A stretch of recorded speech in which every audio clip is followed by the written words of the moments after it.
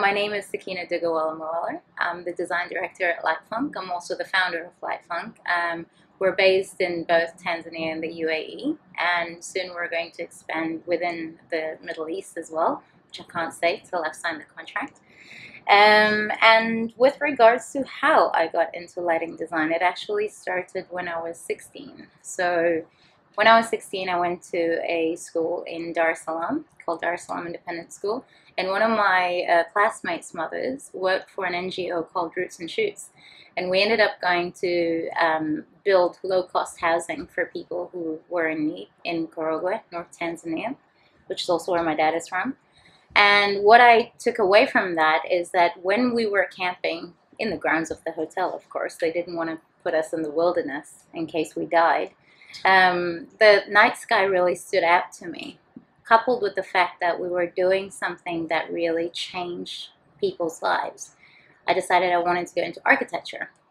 So off I go to uni in the UK, start architecture, and then I just realized that even though architecture is built for human beings, it is not as emotive. It's more about structure and, you know, how beautiful buildings can be.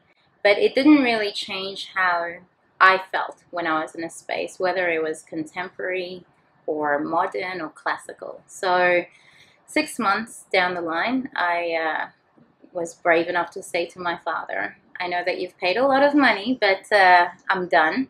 So I started to pursue interior design. And so I took a year out, started doing interior design here in Dubai. I just stopped to see my uncle for 2 weeks. And so I enrolled in interior design here. And during the second year, when you graduate, your second year, you're supposed to do professional practice. And after my Lighting 101 module, my professor at the time, Indira Barve, just basically said that I had an eye for lighting. And she proposed that I go work at ERCO for my internship. So I did apply at ERCO, and I was supposed to be based at their distributors' office, but they were, because they're German, you know, they're very, very well organized. They made sure that I started on the same day as 2 employees. And I have to mention them because Tanvir Khan is now the regional director of ERCO in Dubai and the Middle East and India, I think. I always forget these things. And Colleen Kokotos is the only person that I know in the world who basically has a degree in architecture, interior design, and lighting design. And she's the head of department at the Cape Peninsula University of Technology in Cape Town. So these 2 people and I undertook Erasmus training, and what happened was I took to it so well that the general manager requested that I be placed at ERCO. And so my love for light began. So I used to show up at the internship at 7, even though the office opened at 8. So I would sit outside in the heat, waiting for the office to open because I was so excited. And then eventually, when it finished 6 weeks later, because I had to go back to university, I called my mother and bravely again declared my love for lighting design. And she said, very, very kindly, that money didn't grow on trees. So I had to finish my degree. So I graduated 18th of October 2008. And about 2 days later, Sergio Padula from Iguzzini and Richard Holmes and Nadim Khan went to see Colleen Kokotos at Nakhil. She was a lighting designer there, appointed. And they just asked about me because Nadim met me at ERCO. And she laughed and she said, you know, it's really funny because she just graduated. And then a week later, I interviewed with them and they offered me the job. So apart from learning how to do lighting design under the great Sergio Padula, I also learned how to do marketing, logistics, CRM systems. And I think that's what really set me up for this role that I'm in right now. And that's how I started. One of the reasons why I wanted to form Light.Func rather than go and work for another independent lighting design studio is I felt like there was a lot of, there's a bit of oomph that was missing for me, because I didn't want to just do beautiful design. I also wanted to give back to the community and, you know, be very, very involved and bring people together, because it might sound odd, but in Dubai, it's not usual for lighting designers from different studios to interact. Maybe because we're such a small industry, but there's a lot of competitiveness there. So the idea behind forming Light.Func was to work on projects that other bigger studios didn't really want to touch, because, for example, residential, you have 4 or 5 people influencing, you know, that decision process, and they've hired you as a lighting designer, but really everybody has their opinion. So it got really, really complicated. But for me personally, it's the fact that it doesn't matter whether we work on an office or whether we work on a master plan. The amount of detail that we put in is exactly the same. And you know, my sister, who runs Light.Func with me, who's based in the UK, probably gives me a call once a month to just say, it's enough, I need to stop going to site, but I don't. My favorite projects are probably F&B projects, because of the love of food, and there's always a concept behind it. It's not, a lot of signature restaurants either are focused on food or they're focused on creating a brand, and so I find that lighting can really, really help achieve or enhance that brand.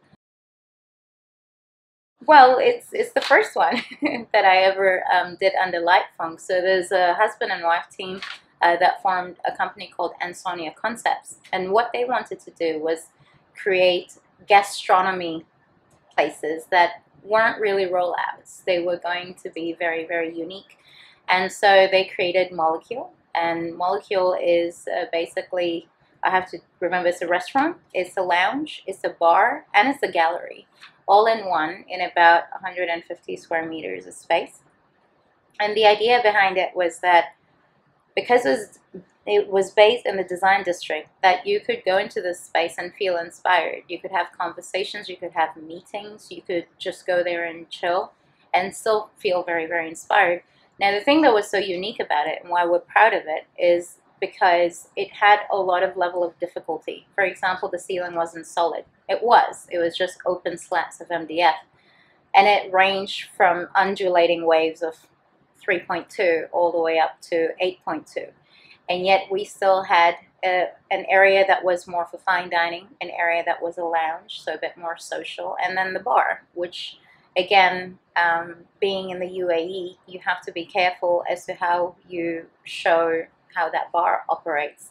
So there are all these things that we had taken into consideration, and so we took lighting and made it sexy in the restaurant and made it social in the lounge, and then made it a little bit more private in the bar area. And then to make matters even more interesting is that because they wanted to create this persona, they decided that the top part where you would go to the bathroom was going to be a black catwalk. So it was really interesting when I actually said to them, you know that black actually doesn't reflect color, or light. So essentially there's going to be a really, really dark hole, and you're going to ask women to walk through it. So we came up with this idea of making a cutout in the ceiling, like laser cuts that were based on the word molecule. And so we created a molecule pattern and were able to illuminate it. So it gave like stark contrast of light and shadow. And it kind of led into the bathrooms. And then to just put a cherry on top of the cake, because the lady who is part of the husband-wife team, Amy Bradley, basically just said, oh, wouldn't it be so cool if I could go into the bathroom and take selfies and stuff like that. So the PR agent came over and she said, oh, that would be a great idea. So I think it's the only place that I know that has Tom Dixon melts in the toilets so that women can pose and, you know, take pictures of themselves with this light fixture. It was the first project that we actually put in for an award, but it was also shortlisted first time around. And so it kind of like gave us validation that we did work on a project that was so limited in budget, but it was the exact entrance that we wanted to have in the industry, because Light.Func essentially stands for the fact that we do design for function, but we base it on funk, which is a genre of music which can range from really, really mellow to really, really jazzy. And yeah, that's why we picked Molecule. Well, the first thing I always say, and it probably makes everyone laugh more than anything. I say to them, you always hire an architect to design a building for you. You always hire an interior designer to design an interior for you. You rarely go to someone who specializes in a particular product that goes in that space to go to them, because they understand the importance of different elements. So, for example, for us, what we do is we look at a space objectively, coming from an interior design background, coming from a passion for light, and we listen to what the client, the architect, the interior designer, is really, really kind of like talking about, what really stands out to them in that space, what is unique to them. And then so we take those aspects and then we look at who is actually going to inhabit those spaces, and we find kind of like a balance, and we create spaces that we thrive in as human beings, that people like clients can be proud of. So that's the beautiful side of it. And then there's the other side where we come from a technical background, which allows us to really look at it from a perspective that is a third party. At the end of the day, what we want is good projects that also, reduce the carbon footprint. So for someone like me who comes from Africa, where, we had like 4 power cuts in 3 days, it's also something that we look at because electricity is expensive. So you can go and say you're going to save money by taking an electrical engineer who's going to draw a grid and just do calculations for you. Or you can go to a lighting designer who essentially cares more about your project than I could honestly say even you ever will, and can really reveal that space to you more than any other person in that room could imagine. And then on top of that, they will save you money. Because in the UAE and the Middle East as a whole, people want to create projects that are unique. They want them to really stand out. And unfortunately, sometimes standing out means that they're brighter than they should be.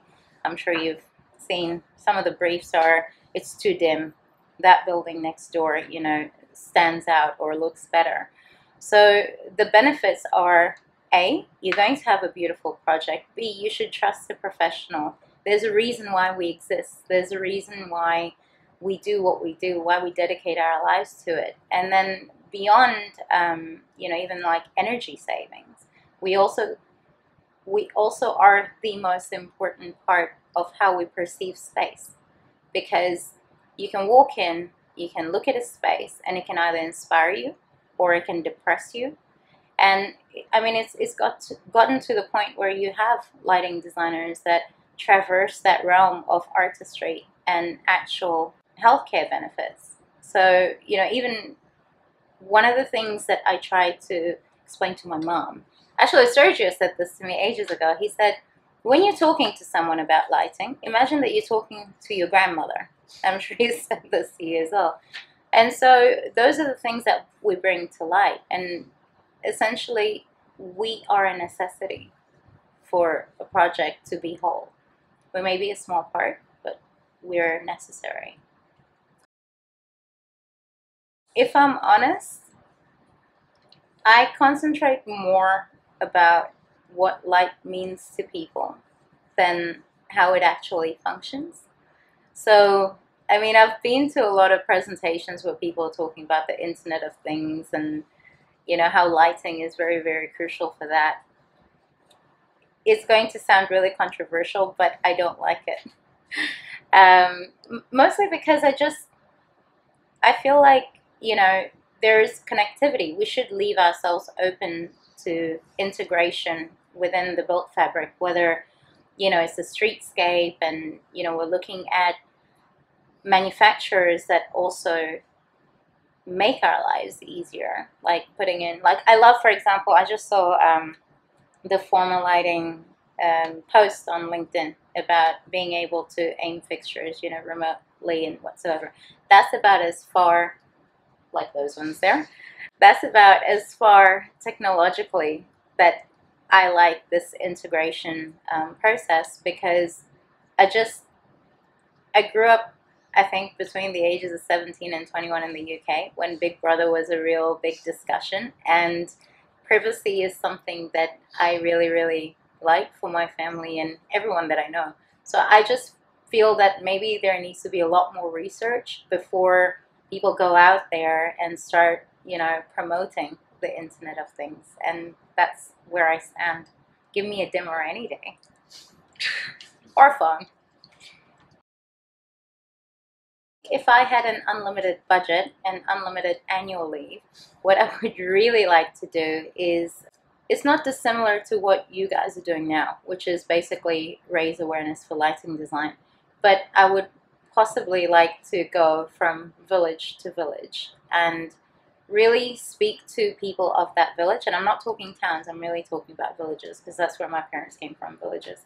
And asking the residents there what it is that they remember about their lives growing up, what was really, really poetic about their upbringing.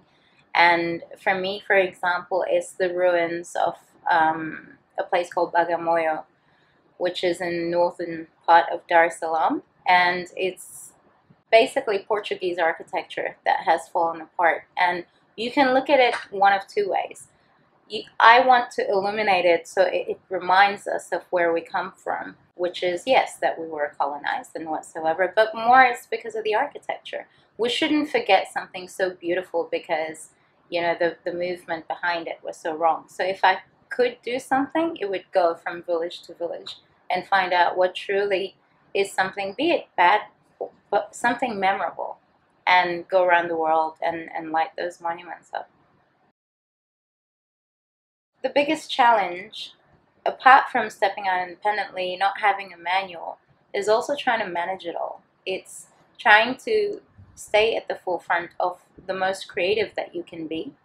And it's also trying to ensure that you back yourself up technically, but constantly be able to assure a client that they can trust you. That's a huge challenge, because it doesn't matter how beautiful your concept is or how many energy saving studies you've given them. You still have to get them to trust you that what you have come up with is, a learned process. So Indra Barve, who's now a curator in Holland, she was my professor, and she even took me on for my thesis project when I was at university. Colleen Kokotis, who's at CPUT, because when I graduated and I decided that I didn't want to work at ERCO, she's the one who said you should really, really take on this job with Iguzzini, because Iguzzini is a really funky company and you'll learn a lot. Vinod Pillai, who's at LW, he's not a will, he's a mill. He basically really, really opened up my eyes as to how lighting could change spaces. We worked on these series of parks in Abu Dhabi, and that's how I actually have his nickname, because he was telling me to stop lighting everything and just pick my nodes. And because his name is Vinod, I now call him Nods. So he was very, very influential in what I've ended up being creatively. And then, of course, there's my mom, who's an entrepreneur. My mom's born in 56, so I should know this, in June. And she's going to be 63. When she dropped me to the airport yesterday, she was telling me about a new business venture that she had in mind. And I can't remember what it was because I was so stressed about getting to the airport on time. But she's always constantly getting up. Doesn't matter, she came from nothing. And she'll probably end up with nothing because she's too charitable. But she really, really inspires me. And finally, I would say Eleni, who has now left Dubai. Eleni Savidur. She's back in the United States, because we went to the PLDC in Rome with her, and this is when I was still working at Linear Light, and we went on a trip to Venice, and she put her arm around me when she'd only known me a whole of 2 days, and she said, "What are you doing?" And I said, "What do you mean?" Like, I was really cold. And she said, "I think that you really should just go out there and see what you can do creatively, because you speak so much about light. There's so much passion that you have for it. I think you should just take the plunge." And apart from that, I can honestly say every single person that I've met in my life, if they've been kind, they've inspired me to want to be better. And if they haven't been very, very kind, they've also inspired me to want to be better. As you can see, I'm almost clinically blind. Um, I I rely a lot more on sound, especially when it's dark, because my vision is so impaired. And so I notice it more. I notice more when I'm driving at night and there is a lot more glare. I notice it more when there's too much contrast in a space that has a shift in level. And so for me, it's more about the educational element. What can I do in every single project that can make someone feel bored? Even if it's not something beautiful, something functional. I still think that there are a lot of untapped resources in nature where I grew up that really inspire me. So when I'm working, for example, and I'm working on a concept, I constantly have music on. And I think that light is linked to music in a way, because I find that some of the concepts are very aggressive if I'm listening to rock music. But if I had to put a sentence, it would be actually more the lack of light that inspires me, whether it's deliberate or whether it is, because somebody didn't think of it. Shadow is so much important in spaces because it highlights how important the role of light is in each space. So I think it would be that light and shadow is primarily what still inspires me on a daily basis. I think, and this is just completely just my personal perspective and my whole career so far. The reason why women are underrepresented is that, especially in this region, if you want to grow and become a senior or a senior associate, you have to get out from behind your computer and go to site and do the nitty-gritty work. And apart from the weather issues, you walk into a room and it's full of men 90% of the time. And because we have so many different cultures, English is not usually everyone's first language. I've just been blessed to have spoken so many that I can think in both Swahili and English. So you can be in there and feel really, really intimidated when people speak to you. And so you don't want to put yourself out there. You then want to sit behind your computer and be safe. And it doesn't matter even when you are an owner of your own studio. There are always moments that you still feel intimidated. And it's not to say that they do it on purpose. It's also because I think we feel more. We're a lot more in tune with our emotions, and we're easily flustered, if I could say that, because there's a few times that I've been flustered on a daily basis. So I think that the misrepresentation in higher roles is primarily because you have to step out of your comfort zone. And the Middle East is not that easy. There are a lot of women in a high role, but like, for example, you could possibly do a poll or add in your poll women who work in the Middle East, because the Middle East pretty much also includes Saudi, and how many of them have actually been to Saudi or wanted to work in Saudi. And I constantly have a 6-month visa, and I look forward to it because it's a little bit more backward in what they know about lighting design, but it's an opportunity. And if people like me don't take the leap and go out and spread the word and talk to other women and say, yeah, I went to Saudi and it was really, really fantastic, then there will not be as many that will step up. The demographic is not going to change in terms of where we are. That's primarily why. Over here, most people come over, to make money because it's a tax-free society. But it's also the most mixed race of people that you will ever come across. Communication becomes a huge issue. And so sometimes it's just easier to stay in the office and not put yourself out there. I think for me, it's just you really, really have to believe in yourself. You can't You can't give up. That's the only thing I can say. Just don't give up.